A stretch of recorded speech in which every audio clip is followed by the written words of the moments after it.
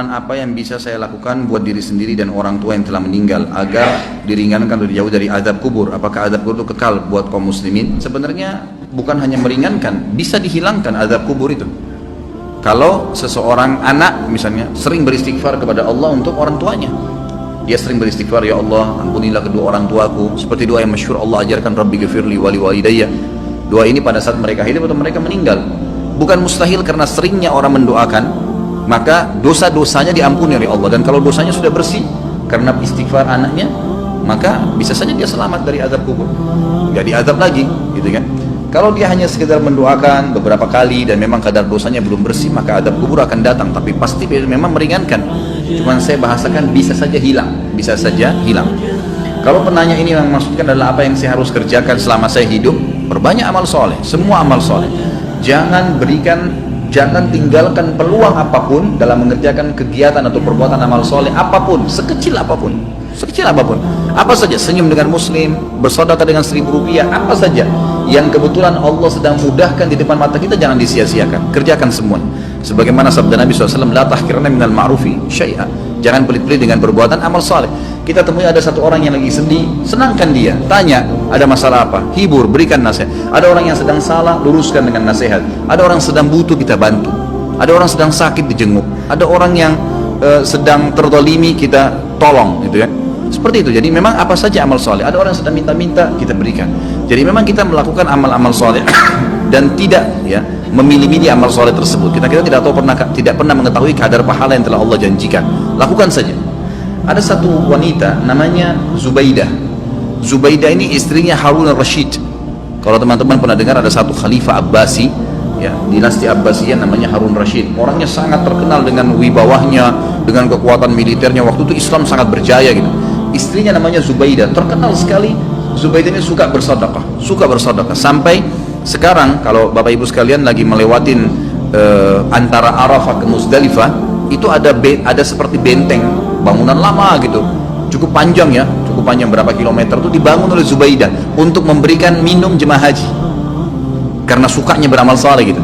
Subhanallah, dinukil dalam buku-buku yang tujuannya menceritakan masalah keimanan. Pada saat Zubaidah meninggal, maka ada salah satu dari kerabatnya mimpi melihat Zubaidah. Lalu kerabatnya ini menanyakan, yang sering dibantu oleh Zubaidah, bagaimana Allah balas kamu dengan pancuran air yang kamu buat berapa kilo itu di Arafah?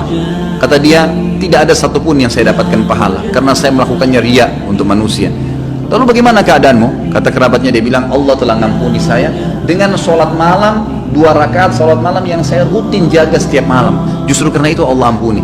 Kita nggak pernah tahu amal soleh mana yang Allah ampuni dosa-dosa kita. Maka kerjakan semua amal soleh, semua, jangan dipilah-pilah. Ada teman-teman subhanallah masuk masjid, ada kesempatan sholat sunnah qabliyah, enggak, duduk sibuk dengan HP-nya. Ada kesempatan lagi macet jalanan, bisa buka HP untuk baca Quran, bukan baca SMS, baca Al-Quran. Beberapa ayat bisa dilakukan sebenarnya, gitu ya. Tapi nggak dilakukan. Ada orang yang lagi minta, dibisikin sedikit sama syaitan, sudahlah, dia sudah mampu, nanti di depan. Kita nggak sedekah, enggak. Semua peluang amal soleh lakukan, semua amal soleh lakukan. Dan ingat, untuk beramal soleh harus Bapak Ibu sekalian dipaksakan. Nggak bisa, nggak bisa. Kalau Bapak Ibu tidak paksakan sholat malam, percaya lisan saya tidak akan pernah sholat malam sampai mati. Kalau kita tidak pernah paksakan, jadwalkan, ambil tuh Quran di rak untuk dibaca, maka kita tidak akan pernah baca. Karena syaitan itu selalu memasukkan angan-angan, gitu kan? Kalau kita mau ibadah, dia nggak bisa bilang jangan ibadah, tapi diangan-anganin sama dia. Nanti sekalian baca, nanti sekalian baca sekian juz, sekalian, supaya kita undurnya sudah cukup untuk membuat kita meninggalkan amal soleh tersebut. Jadi kita harus paksakan.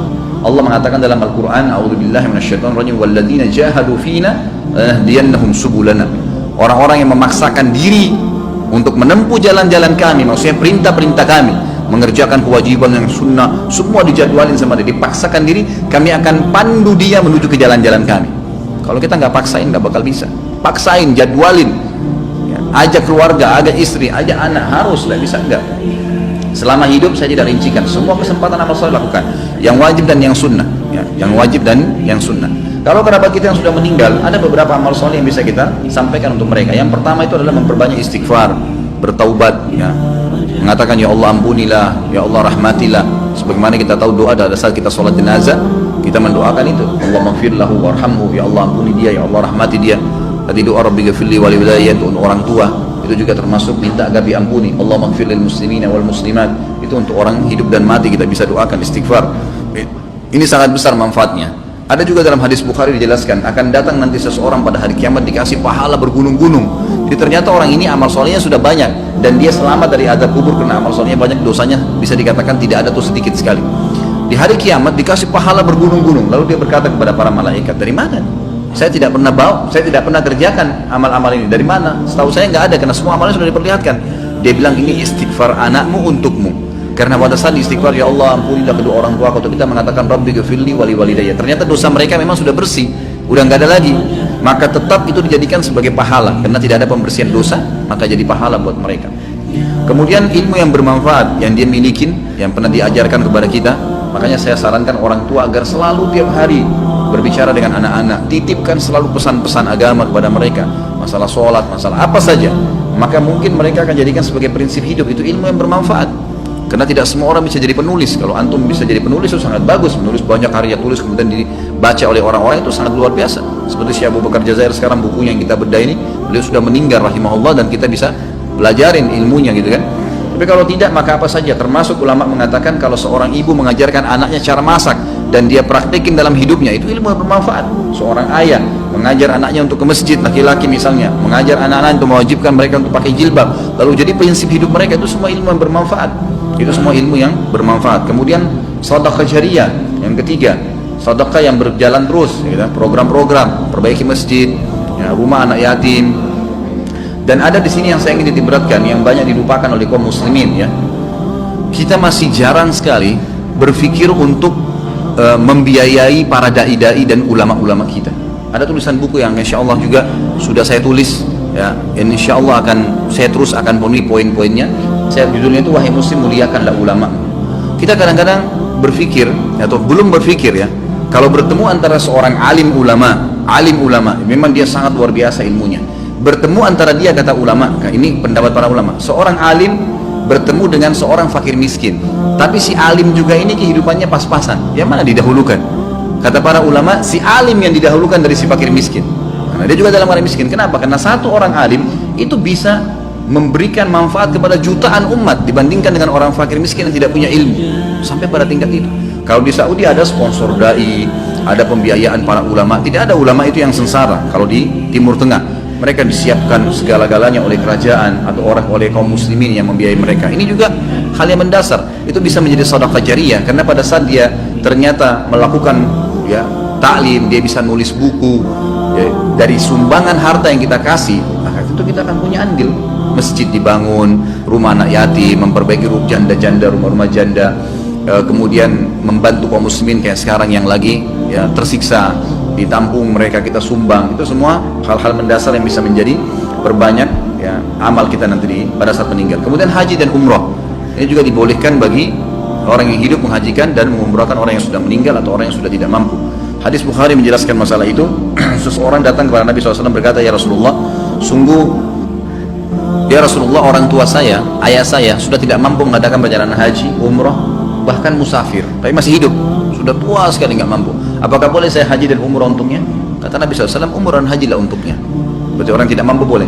Orang yang sudah meninggal adalah hadis Bukhari juga, seseorang sahabat pada saat sedang haji bersama Nabi SAW, lalu dia berkata, ya Allah, labbaik Allahumma hajjan an syubrumati. Ya Allah, saya niat haji untuk syubrumah, keluargaku yang sudah meninggal. Lalu Nabi SAW mengatakan, ahajjta an nafsik, kau pernah haji nggak buat dirimu? Dia bilang, belum ya Rasulullah. Kata Nabi SAW, huj an nafsik thumma huj an syubrumati. Haji dulu buat dirimu, baru kau boleh hajikan kerabatmu yang sudah meninggal. Hadis ini juga menjelaskan bolehnya haji dan umrah untuk kerabat. Ini kurang lebih yang diberikan gambaran oleh para ulama.